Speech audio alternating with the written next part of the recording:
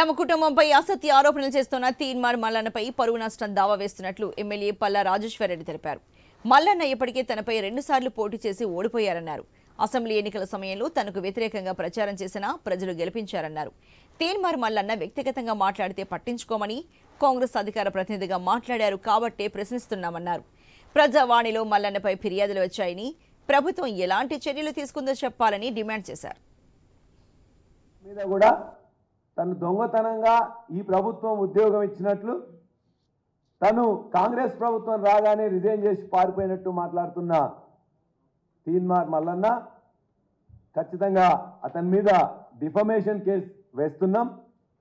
దాంతోపాటు ప్రతిరోజు ఇప్పటికే నా మీద 2 సార్లు పోటీ చేసి ఓడిపోయాడు. 2015లో కాంగ్రెస్ అభ్యర్థిగా, 2021లో ఇండిపెండెంట్ అభ్యర్థిగా, మరలా 2 సార్లు ఓడిపోయిన నేపథ్యంలో ఎమ్మెల్యేగా నేను జనగామలో పోటీ చేస్తుంటే ప్రతిరోజు నా మీద వచ్చి ఇష్టం వచ్చినట్టు మాట్లాడుతుంటే కూడా అతను ఎక్కడికైతే వచ్చి మాట్లాడిండో అక్కడ ప్రజలు నాకు ఎక్కువగా ఓట్లు మెజార్టీ చేయడం జరిగింది.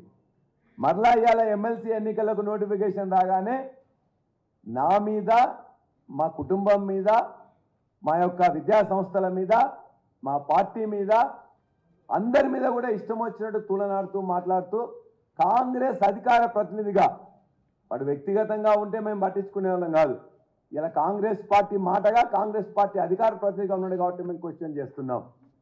ఇవాళ కాంగ్రెస్ పార్టీ ప్రభుత్వం నిర్వహిస్తున్న ప్రజావాణిలో అతనికి వ్యతిరేకంగా ఆ ప్రాంతంలో గట్కేసరి కానీ మేడ్చల్ ప్రాంతంలో ప్రతి బిల్డర్ దగ్గరికి వెళ్ళి ఏ విధంగా మొత్తం డబ్బులు వసూలు చేస్తూ ఎమ్మెల్సీ ఎన్నికల్లో నన్ను వసూలు చేయమని చెప్పేసి ప్రజావాణిలోనే కంప్లైంట్ ఇచ్చారు.